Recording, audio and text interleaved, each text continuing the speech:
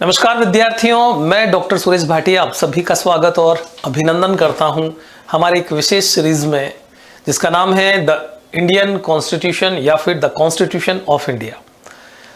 Students, हम इस series में अलग अलग मुद्दों पर बातचीत करेंगे हमारे इंडियन कॉन्स्टिट्यूशन के रिगार्डिंग, यानी कि भारतीय संविधान से संबंधित जो भी महत्वपूर्ण मुद्दे हैं, जो भी महत्वपूर्ण बातें हैं, जो भी महत्वपूर्ण प्रावधान हैं, जो भी महत्वपूर्ण संशोधन हैं, हम उन सभी के बारे में इस पूरी सीरीज के दौरान चर्चा करने वाले हैं और जिसकी आप लोगों को बहुत ज़्यादा रिक्वायरमेंट भी है, क्योंकि बहुत सारे स्टूडेंट्स ने कई बार ऐसी डिमांड की है कि सर कॉन्स्टिट्यूशन से रिलेटेड कौन कौन से आर्टिकल्स कॉन्स्टिट्यूशन में इम्पोर्टेंट है, कौन कौन से भाग इम्पोर्टेंट है, संविधान की संशोधन प्रक्रिया, संविधान में कौन सी चीज़ों को हटाया गया है, कौन सी चीज़ों को जोड़ा गया है।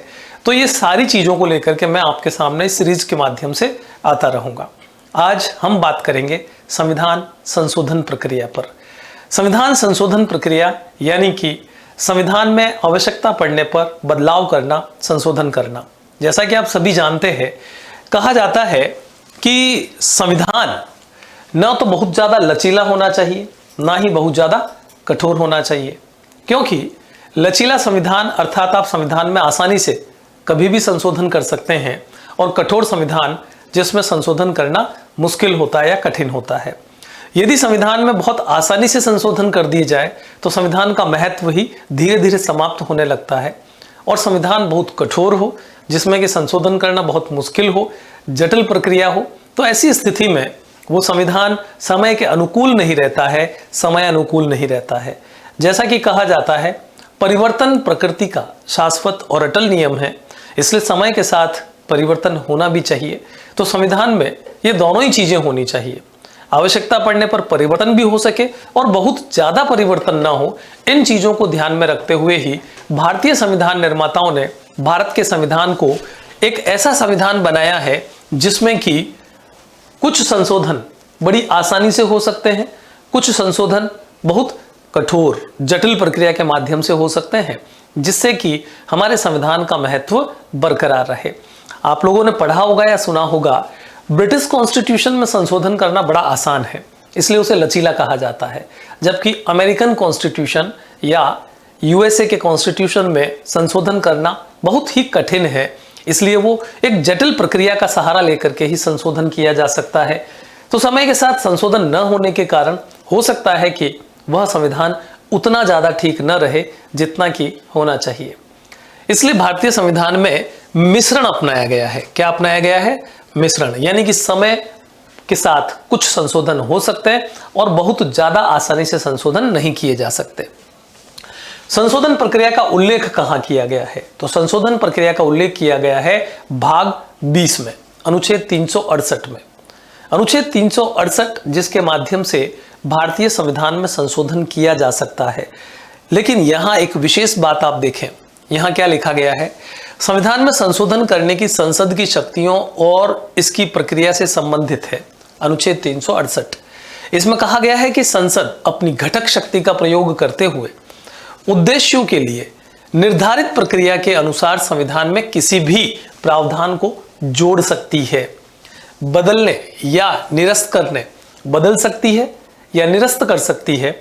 जैसे कि हम कहें संपत्ति रखने का अधिकार, जिसे संविधान से हटाया गया, मूल अधिकारों में शामिल था, उसे निरस्त कर दिया गया, उसकी जगह पर कानूनी अधिकार बनाया गया जो कि संविधान के किसी अन्य अनुच्छेद में ऐड किया गया। ठीक इसी प्रकार से अगर हम कहें संविधान में एक चीज जोड़ी गई, जोड़ी क्या गई? शिक्षा का अधिकार। जैसा कि आप सभी जानते हैं, 86वां संविधान संशोधन, शिक्षा का अधिकार अधिनियम पारित किया गया और इसे संविधान के अनुच्छेद 21A में जोड़ दिया गया। तो मतलब संविधान में हम जोड़ भी सकते हैं और संविधान में हम हटा भी सकते हैं, बदल भी सकते हैं, और इसका उल्लेख अनुच्छेद 368 में है। हम का मतलब यहाँ पर संसद से है, क्योंकि हमारा प्रतिनिधित्व हमारी संसद करती है। हालांकि संसद उन प्रावधानों में संशोधन नहीं कर सकती जो संविधान की बुनियादी संरचना से संबंधित हो। बुनियादी संरचना, इसका उल्लेख किया गया था 1973 में केशवानंद भारतीवाद में। केशवानंद भारतीवाद में कहा गया था कि संसद संविधान के किसी भी भाग में परिवर्तन कर सकती है, इवन मौलिक अधिकारों में भी संशोधन कर सकती है, लेकिन ऐसा कोई संशोधन नहीं कर सकती जिससे कि संविधान का मूल ढांचा ही समाप्त हो जाए या मूल ढांचे को खतरा उत्पन्न हो। तो हम ये कह सकते हैं कि मूल ढांचा यानी कि बुनियादी संरचना में बदलाव नहीं किया जा सकता। अब हम बात करेंगे संविधान में संशोधन प्रक्रिया की। संविधान में जो संशोधन किया जा सकता है उसके लिए कौन सी प्रक्रिया अपनाई जाती है, प्रोसीजर क्या है। तो इसमें हम कहेंगे अनुच्छेद 368 में निर्धारित संविधान में संशोधन की प्रक्रिया इस प्रकार है, यानी कि आप कैसे संशोधन कर सकते हैं उसकी प्रक्रिया क्या है। सबसे पहला है, संविधान में संशोधन केवल संसद किसी भी सदन में विधेयक पेश करके शुरू किया जा सकता है, न कि राज्य विधानसभा में। देखिए, संशोधन की सबसे पहली शर्त यही है, संसद को यह अधिकार है, राज्य की विधानसभाओं को यह अधिकार नहीं है। यानी कि अगर संविधान में किसी प्रकार का कोई बदलाव लाना है तो वो लोकसभा या राज्यसभा अर्थात संसद के किसी भी सदन में प्रस्ताव पेश किया जा सकता है। पेश करने का मतलब है प्रारंभ संसद करेगी। कुछ मामलों में राज्यों की भी स्वीकृति लेनी होती है जिसकी अभी हम चर्चा करेंगे, लेकिन शुरुआत कहां से होगी? संसद से। विधेयक को किसी मंत्री या किसी निजी सदस्य द्वारा पेश किया जा सकता है, क्योंकि विधेयक जो होते हैं वो दो प्रकार के होते हैं, एक होता है सरकारी विधेयक, एक होता है गैर सरकारी विधेयक। सरकारी विधेयक वो होता है जिसे सरकार के किसी मंत्री के द्वारा पेश किया जाता है, गैर सरकारी जिसे किसी निजी व्यक्ति के द्वारा पेश किया जाता है। तो अगर संविधान में संशोधन करना है तो आप सरकारी या गैर सरकारी किसी भी प्रकार से, अर्थात मंत्री भी पेश कर सकता है और निजी भी पेश कर सकता है, कोई व्यक्ति भी पेश कर सकता है। इसके लिए राष्ट्रपति की पूर्वानुमति की आवश्यकता नहीं होती है। विधेयक को प्रत्येक सदन में विशेष बहुमत से पारित किया जाना चाहिए, अर्थात सदन की कुल सदस्य संख्या का बहुमत और सदन में उपस्थित और मतदान में भाग लेने वाले सदस्यों का 2/3 बहुमत होना चाहिए। यानी कि कोई भी संशोधन संबंधी प्रस्ताव तभी पारित किया जाएगा जबकि विशेष बहुमत से उसे जबकि सदन में उसे विशेष बहुमत से पारित किया जाए।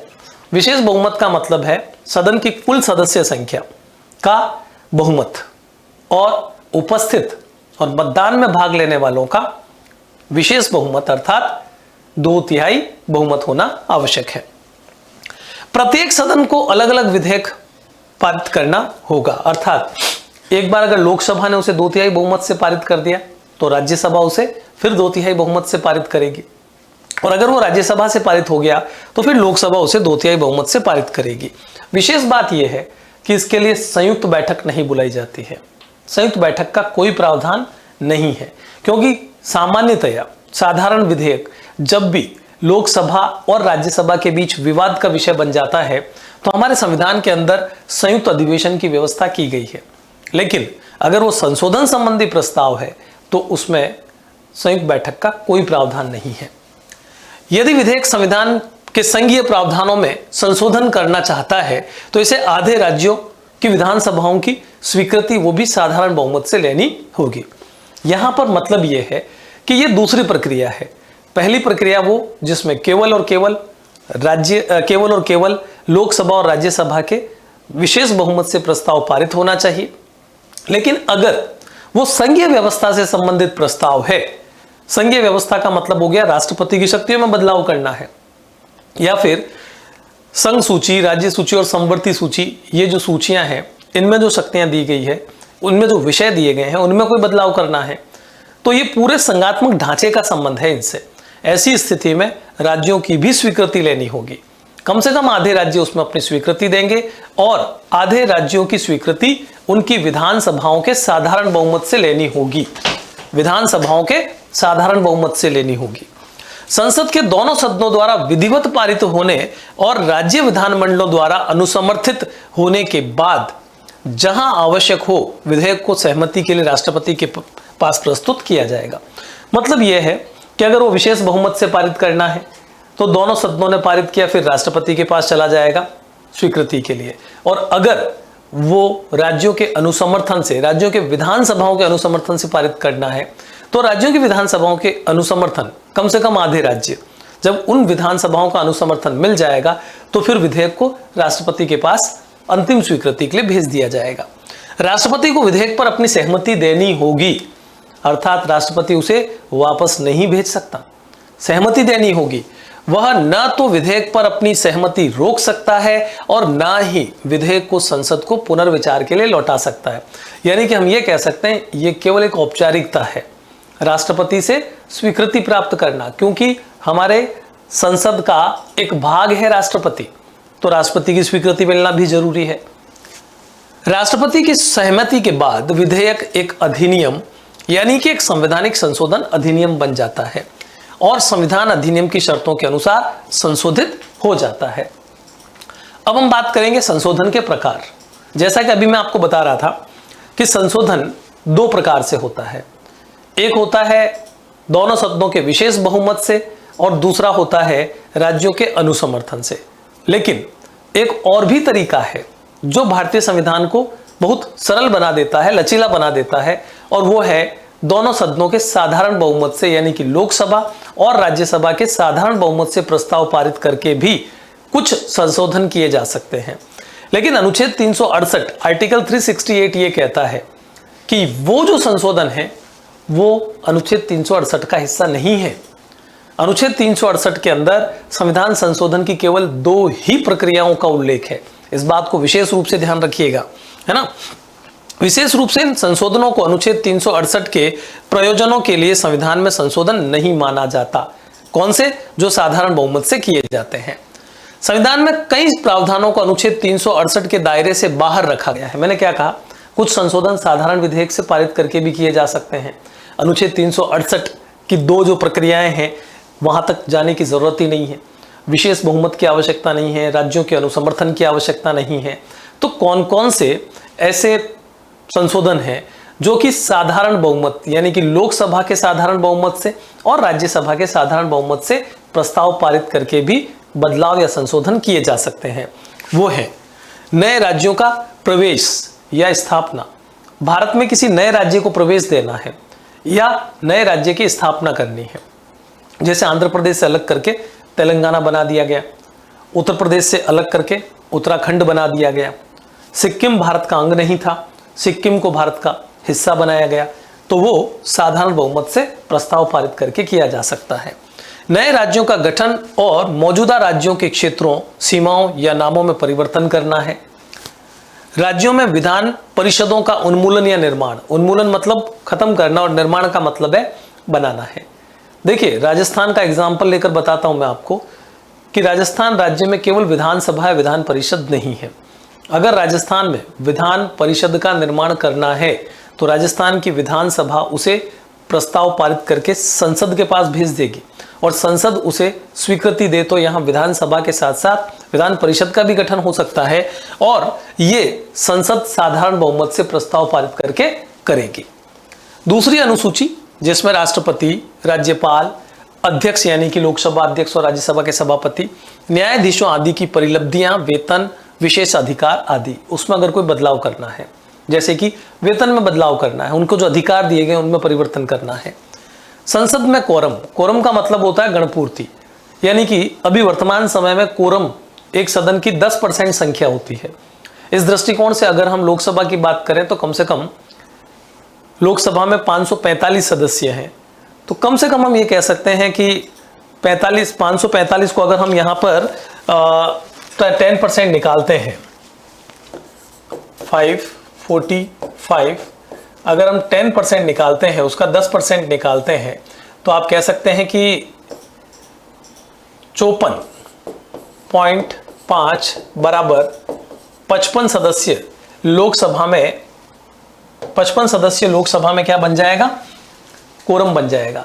और इसी प्रकार से अगर हम राज्यसभा की बात करें तो राज्यसभा की सदस्य संख्या 245 है और 245 अगर देखा जाए तो 25 मेंबर्स जो है वो कम से कम सदस्य के लिए चाहिए। लेकिन अगर इस गणपूर्ति में बदलाव करना है, अगर इस कोरम में बदलाव करना है, साधारण बहुमत से किया जा सकता है।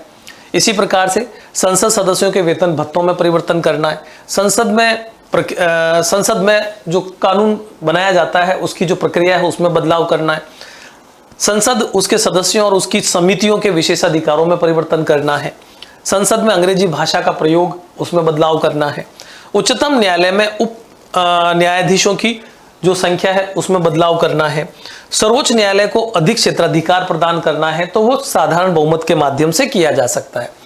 राजभाषा का प्रयोग, नागरिकता अधिग्रहण और समाप्ति, संसद और राज्य विधानमंडलों का चुनाव, निर्वाचन क्षेत्रों का परिसीमन, केंद्र शासित प्रदेश किसी को बनाना है, 5वीं अनुसूची अनुसूचित क्षेत्रों और अनुसूचित जनजातियों का प्रशासन, 6ठी अनुसूची जनजातीय क्षेत्रों का प्रशासन। इनमें अगर कोई बदलाव करना है तो साधारण बहुमत से हो जाएगा। यह है संसद के विशेष बहुमत से किसी भी प्रस्ताव को पारित करके बदलाव करना। देखिए, यह है अनुच्छेद 368 का हिस्सा। अनुच्छेद 368 में 2 ही प्रक्रियाओं का उल्लेख है। एक है दोनों सदनों के अलग अलग 2/3 बहुमत से या विशेष बहुमत से प्रस्ताव का पारित होना, और विशेष बहुमत से प्रस्ताव का पारित होकर कौन कौन से संशोधन किए जा सकते हैं, तो वो है मौलिक अधिकार। क्योंकि मौलिक अधिकार अपने आप में बहुत ही इंपॉर्टेंट पार्ट है। मौलिक अधिकारों में कोई भी बदलाव करना है तो उसके लिए विशेष बहुमत की आवश्यकता होगी। ठीक इसी प्रकार से राज्य के नीति निर्देशक तत्वों में कोई परिवर्तन करना है, अन्य सभी प्रावधान जो पहली और तीसरी श्रेणी में शामिल नहीं है, अगर उनमें कोई बदलाव करना है तो वो सब विशेष बहुमत से होगा। अब पहली और तीसरी श्रेणी का मतलब क्या हुआ? पहली श्रेणी जिसमें कि हम साधारण बहुमत से परिवर्तन कर सकते हैं, तीसरी श्रेणी जिसमें राज्यों का अनुसमर्थन चाहिए, जिसकी अभी हम बात करेंगे। इसके अलावा कोई भी बदलाव करना है तो विशेष बहुमत से ही किया जाएगा। अब हम बात करेंगे राज्यों की सहमति से। विशेष बहुमत, उसके बाद राज्यों की सहमति। इसका क्या मतलब है? इसका मतलब है कि कुछ ऐसे प्रस्ताव होंगे जिनका संबंध भारतीय संघीय ढांचे से होगा। ऐसे प्रस्तावों को पास करने के लिए या ऐसे संशोधन करने के लिए दोनों सदनों के विशेष बहुमत की आवश्यकता होगी, और उसके बाद कम से कम आधे राज्यों के अनुमोदन की आवश्यकता होगी। यहां आधे राज्यों के अनुमोदन में प्रत्येक राज्य जो अनुमोदन कर रहा है उसे साधारण बहुमत से, ये ध्यान रखिएगा, उसे साधारण बहुमत से प्रस्ताव पारित करना है, जबकि संसद उसे विशेष बहुमत से प्रस्ताव पारित करके भेजेगी। तो कौन कौन से ऐसे प्रावधान हैं जिनमें हम इस प्रकार से परिवर्तन कर सकते हैं?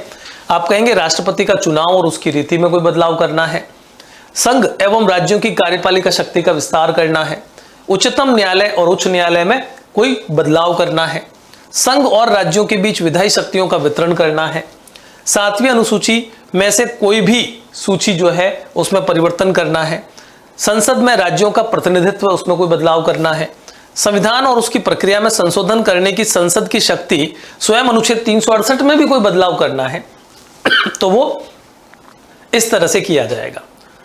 तो इसी प्रकार की और महत्वपूर्ण जानकारियां हम आने वाले वीडियोस में लेकर के आएंगे। मिलते हैं आप सभी से। Thank you.